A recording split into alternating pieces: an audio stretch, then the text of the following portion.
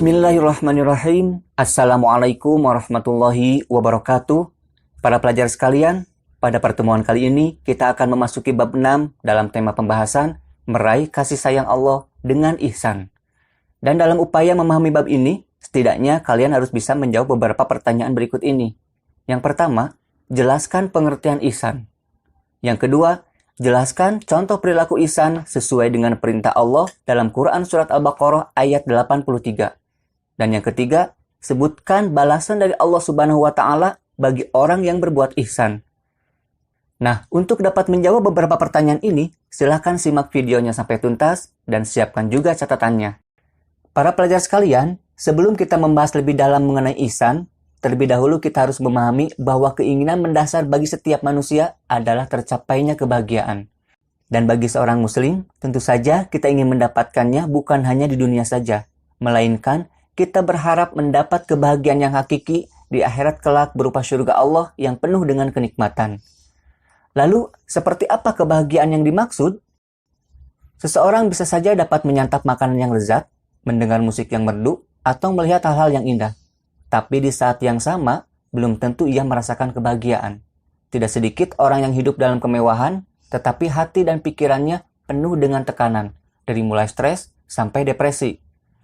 Itu karena kebahagiaan merupakan suatu keadaan di mana pikiran atau perasaan dipenuhi dengan kesenangan, cinta, kepuasan, kenikmatan, dan kegembiraan.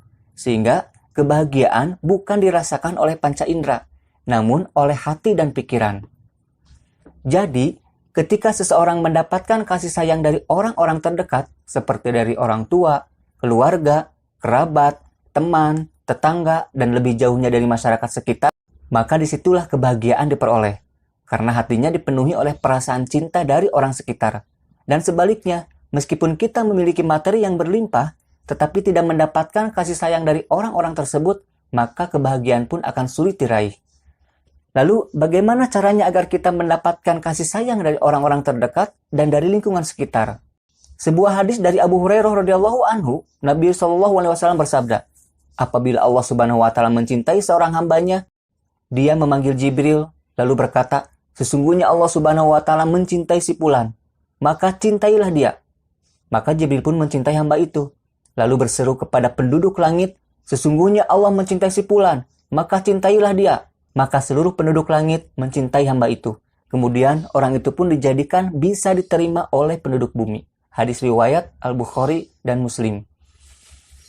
Berdasarkan hadis tersebut, maka kita bisa mengambil pelajaran bahwa ketika kita mendapatkan cinta dan kasih sayang Allah, maka bukan hanya penduduk bumi saja, melainkan seluruh penduduk langit dan bumi akan mencintai dan menyayangi kita. Lalu, bagaimana caranya agar kita bisa mendapat cinta dan kasih sayang Allah? Allah Subhanahu wa Ta'ala berfirman dalam Quran Surat Ar-Rahman ayat 60. Hal jazaa'ul ihsani illal ihsan. Tidak ada balasan kebaikan kecuali kebaikan juga. Melalui ayat ini, kita bisa memahami bahwa ketika kita berbuat kebaikan atau ihsan, maka Allah akan membalas dengan kebaikan juga. Dan ini merupakan ketentuan dari Allah, bahwa bagi siapapun yang ingin mendapat kebaikan berupa rahmat atau kasih sayang dari Allah, maka hendaklah dia melakukan kebaikan untuk Allah. Dan ini juga berarti bahwa siapapun yang enggan melakukan kebaikan untuk Allah, maka dia tidak akan pernah mendapatkan kebaikan atau rahmat dari Allah. Dan siapapun yang jauh dari rahmat Allah, maka hatinya tidak akan pernah bahagia. Lalu, bagaimana cara kita berbuat kebaikan atau ihsan kepada Allah? Allah Subhanahu wa Ta'ala berfirman dalam Quran Surat Al-Baqarah ayat 83, yang artinya, dan ingatlah ketika kami mengambil janji dari Bani Israel, janganlah kamu menyembah selain Allah dan berbuat baiklah kepada kedua orang tua, kerabat, anak-anak yatim, dan orang-orang miskin. Dan bertutur katalah yang baik kepada manusia, laksanakanlah sholat dan tunaikan zakat. Tetapi kemudian kamu berpaling atau mengingkari, kecuali sebagian kecil dari kamu, dan kamu masih menjadi pembangkang. Dari ayat ini, kita bisa mengetahui bahwa setidaknya terdapat 3 cara untuk melakukan kebaikan atau ihsan. Yaitu, yang pertama, beribadah hanya kepada Allah Subhanahu wa Ta'ala semata. Tidak melakukan peribadatan kepada selain Allah, seperti menyembah pohon, matahari, bulan, bintang, benda-benda pusaka, ataupun makhluk-makhluk Allah lainnya seperti menyembah setan ataupun bangsa jin. Yang kedua, setelah Allah memerintahkan untuk melakukan penyembahan hanya kepada Allah semata, Allah pun memerintahkan untuk berbuat ihsan kepada kedua orang tua, kerabat, anak-anak yatim, dan orang-orang miskin. Yang ketiga, menjaga lisan dengan senantiasa bertutur kata yang baik kepada siapapun. Para pelajar sekalian, sampai di sini kita bisa menemukan sebuah konsep tentang hukum alam dalam kehidupan, yaitu sebuah prinsip bahwa setiap kebaikan pasti dibalas dengan kebaikan juga. Namun, apakah benar demikian? Kita pun selalu berbakti kepada kedua orang tua. Tetapi tetap saja terkadang orang tua memarahi kita hanya karena masalah yang sepele. Atau kita senantiasa membantu kerabat atau bahkan teman dekat. Tapi mungkin saja mereka malah membicarakan hal yang buruk tentang kita. Begitupun ketika kita membantu anak yatim dan orang miskin, yang hanya mereka bisa lakukan untuk kita hanyalah memberikan ucapan terima kasih saja. Lalu bagaimana dengan prinsip bahwa setiap kebaikan pasti akan dibalas dengan kebaikan juga? Sebagaimana firman Allah dalam Quran Surat Ar-Rahman yang menyebutkan bahwa tidak ada balasan untuk kebaikan selain kebaikan. Inilah yang menjadi masalah yang mungkin dihadapi kaum muslimin dalam melakukan kebaikan. Ketika mereka melakukan kebaikan, lalu dihadapkan pada situasi sulit yang membuat hati mereka kecewa, akhirnya mereka meragukan adanya pahala atau balasan kebaikan atas usaha yang telah mereka lakukan. Dan hal ini jugalah yang membuat mereka malas bahkan enggan untuk melakukan kebaikan, yang pada akhirnya mendorong mereka untuk berbuat maksiat demi memuaskan nafsunya. Perlu kita pahami terlebih dahulu bahwa perbuatan baik yang disebutkan oleh Allah dengan kalimat ihsan adalah bukan hanya sekedar kita melakukan kebaikan semata, melainkan ada syarat tertentu yang harus dipenuhi dalam perbuatan baik tersebut. Sebagaimana kutipan percakapan Nabi Muhammad SAW dengan malaikat Jibril ketika beliau menjelaskan makna ihsan, yaitu Rasulullah SAW bersabda, "Anta budallah ka'annaka tarahu, fa ilam yakun tarahu, fa innahu yaraka." Kamu beribadah kepada Allah seolah-olah kamu melihat Allah. Jika kamu tidak bisa melihat Allah, maka sesungguhnya Allah melihatmu.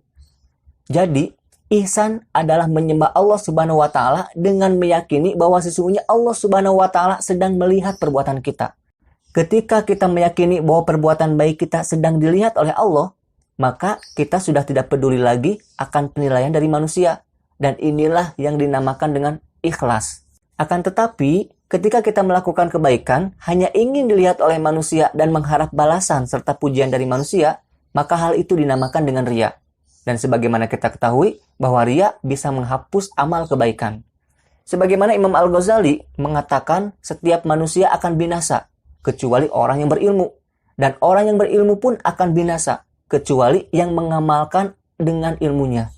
Dan orang yang beramal pun akan binasa juga, kecuali yang ikhlas dalam beramal. Jadi, perbuatan baik yang bisa dikatakan ihsan adalah ketika perbuatan baik tersebut dilakukan dengan ikhlas, yaitu hanya mengharap balasan dari Allah semata dan tidak mengharapkan balasan dari manusia. Bahkan, tidak juga mengharapkan ucapan terima kasih dari manusia.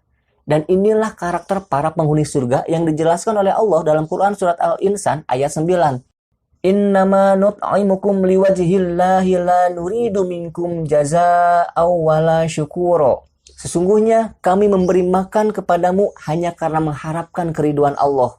Kami tidak mengharapkan balasan dan terima kasih darimu.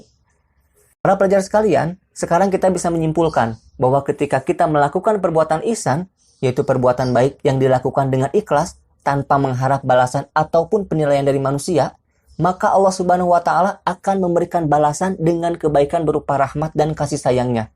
Dan ketika Allah mencintai hambanya, maka penghuni langit dan bumi akan mencintainya juga. Dan di saat itulah kebahagiaan akan dirasakan.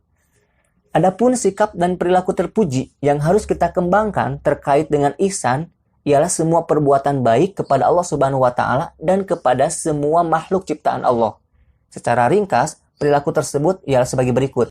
Yang pertama, melakukan ibadah ritual seperti sholat, zikir, dan sebagainya dengan penuh kekhusyuan dan keikhlasan. Yang kedua, birrul walidain atau berbuat baik kepada kedua orang tua dengan mengikuti semua keinginannya jika memungkinkan dengan syarat tidak bertentangan dengan aturan Allah.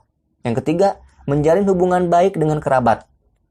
Yang keempat, menyantuni anak yatim dan fakir miskin. Yang kelima, berbuat baik kepada tetangga. Menjaga kelestarian lingkungan, baik di daratan maupun lautan, dan tidak melakukan tindakan yang merusak lingkungan. Yang terakhir, menjaga lisan dengan selalu bertutur kata yang baik kepada siapapun. Semoga kita diberi kekuatan untuk senantiasa berbuat ihsan dan mendapat balasan dari Allah Subhanahu wa taala berupa limpahan rahmat-Nya. Subhanakallahumma wa bihamdika asyhadu an la ilaha illa anta astaghfiruka wa atubu ilaik. Assalamualaikum warahmatullahi wabarakatuh.